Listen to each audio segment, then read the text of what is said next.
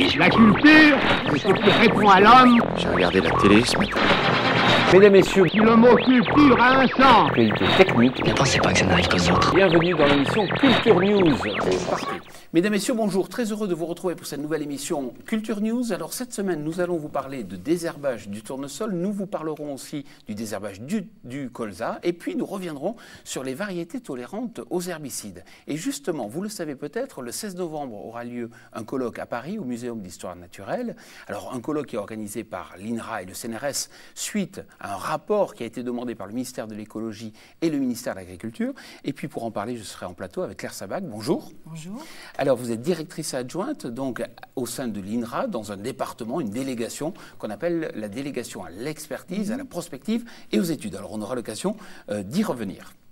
Mais tout d'abord, nous allons nous intéresser à une adventice particulière. Il s'agit de l'ambroisie. Alors, c'est une mauvaise herbe qui se développe de façon très importante sur le 45e parallèle. Elle nous est venue des États-Unis. Elle se développe de façon importante en région Rhône-Alpes, mais aussi dans de nombreuses autres régions de France. Nous aurons justement l'occasion de le voir. Et on écoute en fait Gilles Oliver.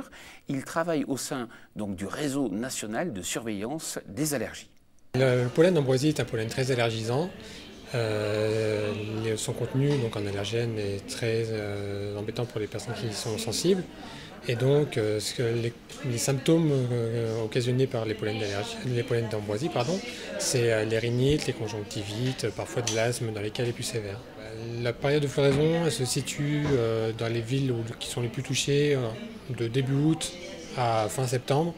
Ça, c'est la moyenne. Après, en fonction des saisons, ça peut varier un tout petit peu, mais c'est lors d'une semaine, c'est rarement plus.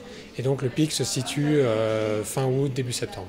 Comme le pollen d'ambroisie, il en faut très peu pour provoquer des symptômes, on constate quasiment que sur les 2 mois, donc août et septembre, il peut y avoir des symptômes chez les personnes les plus sensibles. Oui, sur un plan d'ambroisie, il peut y avoir plusieurs millions, voire 1 milliard de pollen libérés sur toute la saison, donc c'est des quantités énormes. Il y a une lutte qui s'organise petit à petit en fonction des moyens de chacun. Il y a des arrachages qui sont organisés, des coupes, des tailles, et puis aussi il existe quelques produits chimiques qui peuvent limiter la propagation d'ambroisie. Il existe des arrêtés préfectoraux dans certaines villes qui obligent, entre guillemets, les personnes qui ont de l'ambroisie dans leur champ ou dans leur jardin à les détruire si possible. Maintenant, ce n'est pas forcément toujours suivi. Quel est l'impact de l'ambroisie sur une exploitation agricole? Alors, pour le savoir, nous sommes allés à la rencontre d'un exploitant agricole de l'Ain. Il s'agit de Sylvain Christophe. Sylvain Christophe, bonjour. Bonjour. Alors, vous êtes agriculteur ici à Ambronay dans l'Ain. Alors, vous faites du tournesol beaucoup? Oui, 45 hectares à peu près chaque année, Mais dans pour- notre rotation classique. Mais pour vous, la mauvaise herbe donc principale, c'est cette mauvaise herbe, cette adventice, c'est l'ambroisie. L'ambroisie, tout à fait. L'ambroisie qui est une plante qui était une plante compagne du tournesol et qui pouvait être difficilement éradiquée par les désherbants classiques.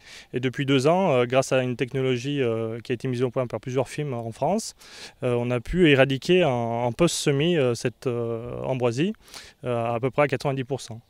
Alors, aujourd'hui, quand on regarde le développement de l'ambroisie, ça pose des problèmes, on le sait, en matière d'allergie. Sur le plan agronomique, ça peut remettre en cause la culture du tournesol? Oui, tout à fait, parce qu'en termes d'opacité donc de la plante qui va faire une concurrence directe au tournesol, et puis ça va être aussi une grosse pollution de la semence si on est en semencier, mais si on est producteur aussi comme nous, là, elle va compromettre la qualité du grain de tournesol qui va être récolté, puisqu'elle est donc récoltée en même temps que la machine, la moissonneuse-batteuse. Donc on retrouve ces grains qui vont être de nouveau répandus sur le sol et qui vont se retrouver en impureté dans les lots de produits finis. L'ambroisie ne pose pas uniquement des problèmes en région Rhône-Alpes. Elle pose aussi des problèmes dans l'ouest de la France et en particulier dans l'exploitation de Francis Broussard dans les Deux-Sèvres. Francis Broussard, bonjour. Oui, bonjour.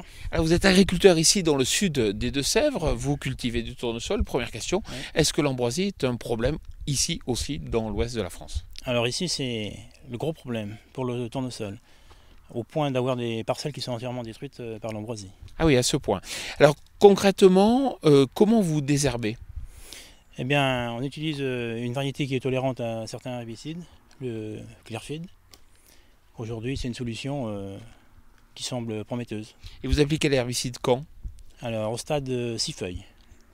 Et au final, ça suffit pour éliminer toutes les mauvaises herbes ou vous êtes obligé de revenir en rattrapage? Cette année, on n'a pas eu de rattrapage à faire. Ça s'est bien passé. Est-ce que vous observez des différences de comportement du tournesol? Est-ce qu'au moment de la récolte, vous avez récolté, vous avez fait des rendements comparables à ce que vous faisiez avec des variétés traditionnelles? Tout à fait. Les rendements sont parfaits. Cette année, on tourne à 27 quintaux de moyenne.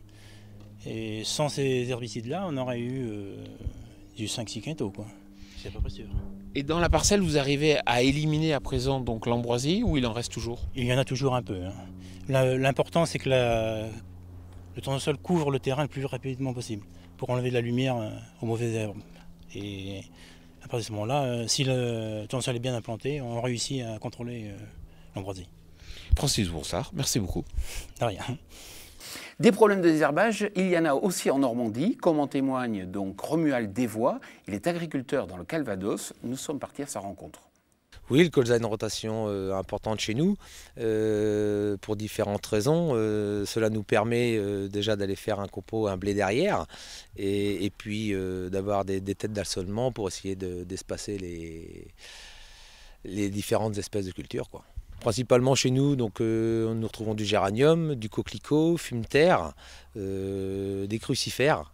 Là, la fleur principale où on peut être contraint dans les colzas, quoi. Et ben, quand on a des grosses attaques de géranium ou de coquelicot ou autre, cela peut atteindre jusqu'à une dizaine de quintaux hectares.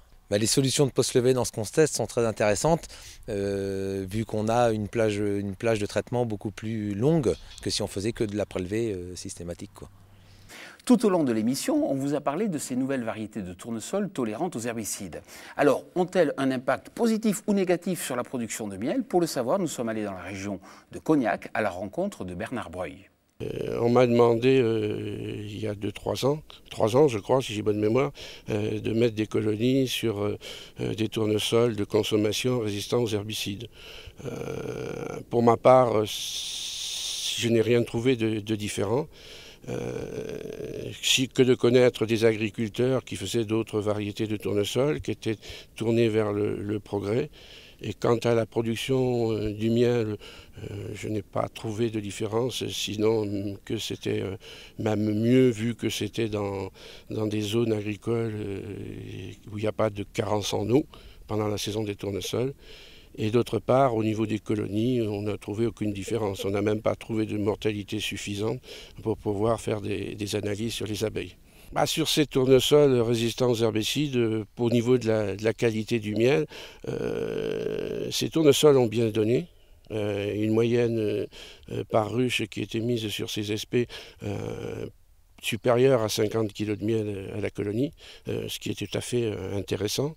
On a un miel d'une couleur uniforme, d'une cristallisation que je dirais moi-même presque parfaite, très lumineux. Donc sur la qualité du miel, à mon sens, sur la qualité et du miel et en quantité, en fonction de la climatologie, moi j'ai trouvé aucune différence. Cette relation avec les agriculteurs en tant qu'apiculteurs produisant du tournesol est indispensable, elle doit être de qualité. Et moi, personnellement, je pense que des agriculteurs qui vont vers le progrès tout en respectant au maximum l'environnement permettraient aux uns et aux autres de vivre de sa production.